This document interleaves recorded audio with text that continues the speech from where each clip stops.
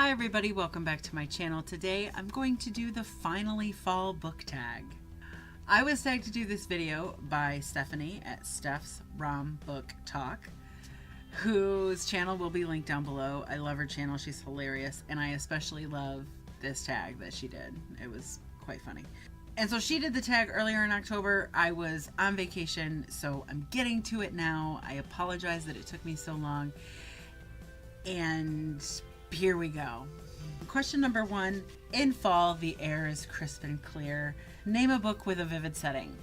And I recently talked about this book. It is Stranded by Bracken McLeod. This book takes place in the Arctic on a ship, and they get stuck in ice, and literally I needed like extra clothing to read this book. It just, the way the author described the elements and the weather and the atmosphere and all of that stuff, it was so powerful that I felt cold the entire time I was reading this book. So that's my vivid setting.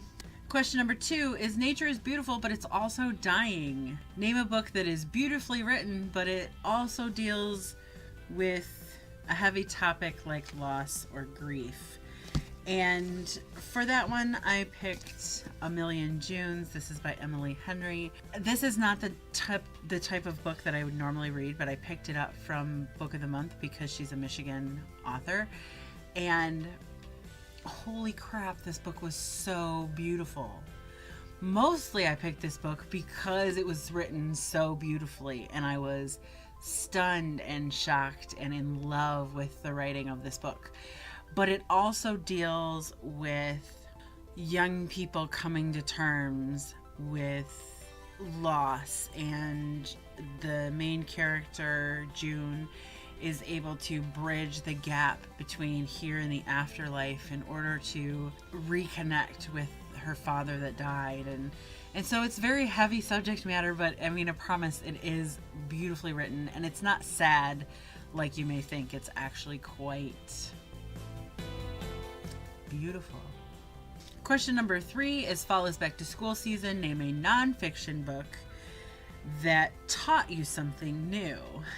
And this was difficult, I'm not gonna lie, but I did go with America 51. This is Corey Taylor's latest release.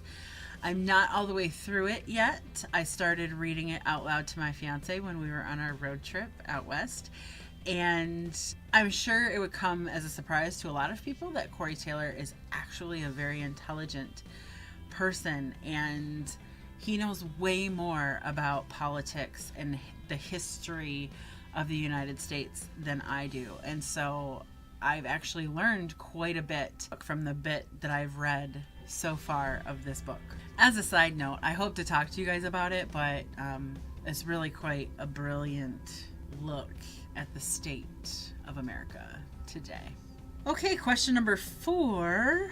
In order to keep warm, it's good to spend some time with people that you love. Name a fictional family, household, or friend group that you would like to be a part of. And this is another book that I just read on my vacation. It is The Time in Between by Kristen Ashley, and it features a large family. They are known as the Morelands, and it's hard to explain. There's nothing really that makes them a truly unique family, but the way that they're depicted in the book, they're all just so supportive and loving of each other. And the main character was actually adopted into their family, and the way that they embraced another adult member of their family and like support her and go to bat for her. I don't know. I loved that family, and I would, if they were looking to adopt, I would probably sign up for that. Question number 5 is the leaves, the colorful leaves are piling up on the ground and show us a pile of fall colored spines. These are really heavy. Question number 6 is fall is the perfect time for some storytelling by the fireside. Share a book wherein somebody is telling a story. So this is kind of an unconventional sort of way, and I don't want to I hope I don't give much away, but the Rock Chick series by Kristen Ashley is a series of 8 books. So in the last book, we learn that the Rock Chick series is actually a book series written by a character in the book. Does that make sense? So all of the characters in the Rock Chick series find out that their story has been turned into a book, and they start freaking out about it. So basically in book 8, book 1 comes out in book 8, and it's titled Rock Chick. And so in the book, the characters are like mad that their story is being published and thrown out there into the public. And they even say, they're debating about who could be writing this book called Rock Chick. And they laugh and they're like, oh, it's written by somebody named Kristen Ashley. What a dumb name is that? But anyways, it's masterful. The way that in the last book of the Rock Chick series, Kristen Ashley makes us feel like we're reading a series written by a character in her book. I'm not sure I'm explaining that as cool as it actually is as the reader, but there you have it. Number 7.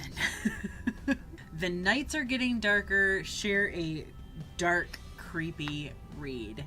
Okay, I looked all over for it, but I wanted to show you I'm Thinking of Ending Things by Ian Reid, and I could not find my copy anywhere. So here it is. I'm Thinking of Ending Things by Ian Reid. I really wish I knew where my copy went. Question number 8. We're on question number 8. The days are getting colder. Name a short, heartwarming read that could warm up somebody's cold and rainy day. I had the hardest time with this question because I can do short or I can do heartwarming, but I had a hard time doing short and heartwarming. But I settled on Sincerely Carter by Whitney G. It is a contemporary romance novel featuring a friends to lovers story, and it's about 260 pages or so. So I guess maybe that, qualifies. This is it. This is it right here. Sincerely Carter by, it's kind of hard to see. Sincerely Carter by Whitney G. It is so cute. I immediately, how can any story that deals with two people who have a bond dating back to early childhood, how can that not be cute and heartwarming? Because it always sort of is. And it turns out actually that these two characters, this hero and heroine of this romance novel, they're actually really likable, endearing, lovely people. It's just a super cute book. It's heartwarming, which was the point of the question. Question number 9. Fall returns every year. Name an old favorite that you'd like to return to soon. I often reread my favorite books, so this isn't, anything new for me. What I anticipate on the horizon is rereading some of R.L. Matthewson's books. She writes romance. She wrote the Neighbor from Hell series, which is contemporary romance, and it's always like enemies to lovers stuff. It's so funny. I mean, she is the first romance author that I literally could classify as laugh out loud funny. The first book that I read by R.L. Matthewson, I was dying of laughter. It was so funny. And so those are the kinds of reading experiences that stick with me. So I want to go back and reread her material and see if I still find it really funny. And finally, question number 10 is, fall is the perfect time for cozy reading nights. What are your cozy reading accessories? I love to read on my couch out in the front room, which isn't a couch. It's what is it? I don't know. It's that part of a sectional that's longer. It's the one longer piece. I only bought the one longer piece because I'm not crazy. I have a small house and a limited budget. I didn't need the whole sectional, people. I just needed that one part. And it's the part that has both an arm behind you and an arm next to you, and then it's long and you can lay. Anyways, that's my favorite place to read currently. I don't let the dog on the furniture unless I'm in my cozy reading couch, on my cozy reading couch. And then I sit, I throw a blanket over me, which is actually like a comforter. My favorite accessories are that couch, the blanket or the comforter, and the dog. My dog is my favorite cozy reading accessory. Cannot be cozy without the dog. Let's just throw that out there right now. There is one final question to this tag. It's regarding tagging other people. Here's the thing. I sat for a little while and tried to find some of my... I'm getting to this finally fall book tag late. This is like the...